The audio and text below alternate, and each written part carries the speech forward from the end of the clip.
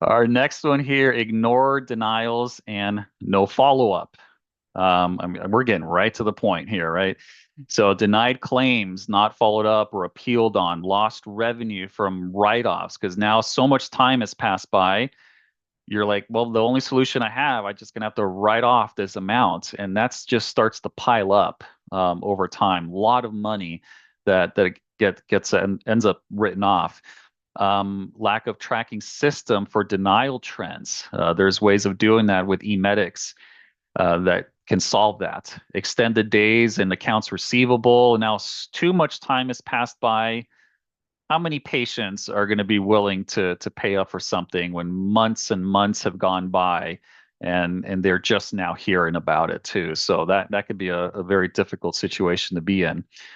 So the solutions that we have is one of them is it I want to say an easy one, but it's one that if you miss it over and over again, or you're not on top of that, it can start to feel like, well, there's just too much to check. So this is why we're bringing this up here, is so you can check it early. We're talking about reading reports, looking at those reports that come in from the clearinghouse, and staying on top of those and kind of cleaning that up as well as you're going through all your claims submissions. So we're going to show you that. We're going to highlight that for you. And also AR Tracker.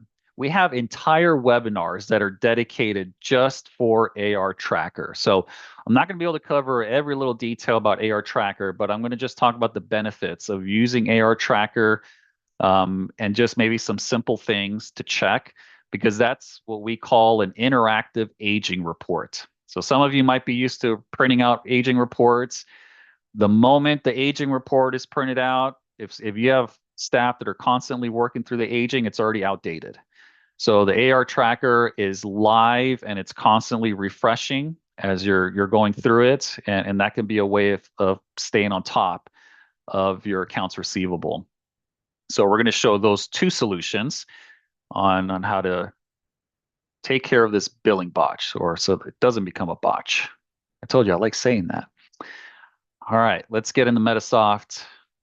And we're going to talk about reports. So revenue management, when you're using eMedics, it's going to download all your reports right into the program, into revenue management. Every single time you send out claims, it's automatically going out. It's like if you're going out to your mailbox, opening up your mailbox, it's doing that for you. It's bringing back all those reports. So if you're constantly sending out claims every single day or even every week, there's lots of reports that are coming back. There's a specific type of report that's important to always look at, because that's the one that's going to tell you if there's any rejections coming back from the clearinghouse or from the insurance carrier. And that's the way you access it. There's a quick way of doing that without you sending out any claims.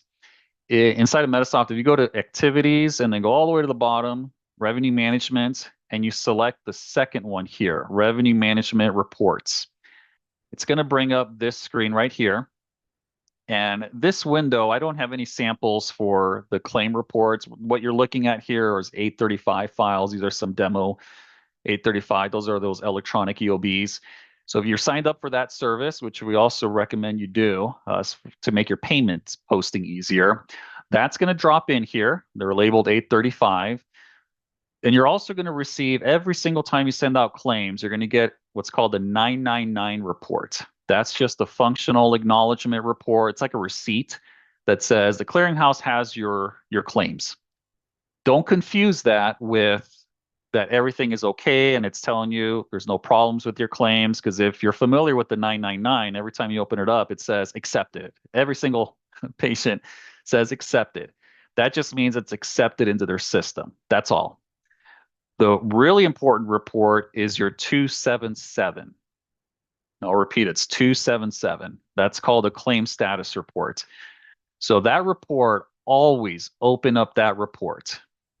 Even if you've gotten behind on opening up those reports, start today and start going through those reports, opening them up. And all you're doing is just going through the report, checking for any rejections, anything that says invalid this or rejected for this, denied for this. And it's going to make it obvious underneath that patient's name what the rejection is. The reason we stress this is because if you let this get neglected over time, you're going to notice you're like, why am I not getting, why are these AR amounts so high for certain insurance carriers? And you're just expecting a payment to come in. And when that's not happening, these reports may have told you earlier that there was an issue that needed to be fixed. So the 277 reports, it's always going to tell you what the problem is. And you can use that in combination with the clearinghouse with eMedics. So if you get a rejection or a denial that doesn't make sense or it sounds confusing, you can log into your eMedics account, look up that patient, put in that date of service, and then it's going to also highlight that message and maybe provide some extra details on there, in more like a graphical type look. But the 277 reports, you have this archive button here. If you've gone through them and there's nothing that's rejected, also take advantage of archiving this. I know it doesn't seem like you're really fixing anything when you're archiving something, but that can just make it less stressful when you see that you don't have as many reports you need to go through. If you've already checked them, archive those reports, and remove them from the view. Because I don't know about you, but for me, the less reports I see on here, the more encouraged I am to look at them and go through them to check to see if there's any problems. So 277 reports, those are very important to see if there's any problems that are going on. All right, I'm going to talk about AR Tracker. As I mentioned, I can go really, really long on this, but AR Tracker is the little bullseye icon. If there's something you take away from this, just remember the bullseye icon. That's a quick way to find it. So you just click on AR Tracker. It's going to show you all these different filters. When you first start out, if you've never used AR Tracker before, just click Apply. Don't worry about putting any kind of custom filter. As you get more used to it, you can put an insurance in there if you want, or if you want to just check patient balances, you can do that. For now, just click Apply, just to get an idea of how it's looking like. The moment you click Apply, it's going to break it down by insurance carrier, and it's going to tell you in all these different aging buckets what your balances are. So on your list, you probably have way more insurance carriers. It's just a demo database. If you want to start by sorting through the ones with the highest dollar amount, so let's say like Aetna, you can click on the column header and it's going to sort the ones with the highest balance. So what you're doing, and it's just going to drill down. It's very interactive. So you're just going to double click on that insurance, and it's going to show you all the patients that make up that total. So this example, I only have one patient on here. But if you had multiple patients, it's going to show you all that information. So like this one, it shows this patient. This is the one that has a balance that's been sitting out there still, that's insurance responsibility. So if you want to get a little bit more information for this patient, just double click on it. That's all you're doing, is just drilling down, double clicking on each one. And now on this part of the screen, this is going to show you how many claims, this top section, that patient has. And when you click on each one of those claims, the bottom window, it's going to tell you all the charges that make up that claim. So this is where things start becoming more efficient when you're taking advantage of this. Because now, if you notice, wait, this balance, I should have gotten something by now. Why haven't I heard back from the insurance? Well, you see how the column headers, it shows the insurance phone number. Just maybe you have to call the insurance and leave this screen up. And while the screen is up, you can say, Aetna, why haven't you paid on this? The dates of service, December 3rd, and you're giving them that information that's right from this screen. So you're just working through each one of these accounts.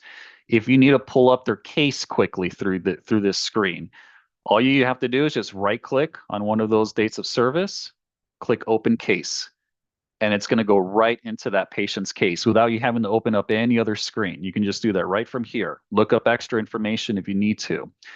If you need to rebuild this claim out, if you notice that you do need to send it back out again and rebuild that insurance, you can do that right from the claim itself. Just right click on it, and then you can do open claim, and then just put the claim back to ready to send it back out. So now you're quickly going through and making adjustments, reviewing the different insurance carriers that have balances. And then if you want to get really fancy with this, you can even go into your filters and start assigning them to certain staff members. That way you don't have to do all of it yourself. If you want to assign Joe, Aetna insurance carriers and Sally, United Healthcare, you can put in specific filters and say, this is your responsibility. These are the tasks I want you to follow up on. And then you just select the staff member's name, their Medisoft login. And when they log in and they pull up this screen, all they need to do is just select their name. And then it's going to only show the tasks or those insurance carriers that you filtered out just for them. So there's a lot to this too, and I think those who have access to that Medisoft University, you can look up those AR Tracker webinars that we did, and I mean I think we had some that were like up to 45 minutes or so with a lot of very specific details on using different filters and different types of tricks and making this work better for your office. But at least at the beginning, just you don't even put any filters on here. Just take a look at how the entire AR is doing for your office.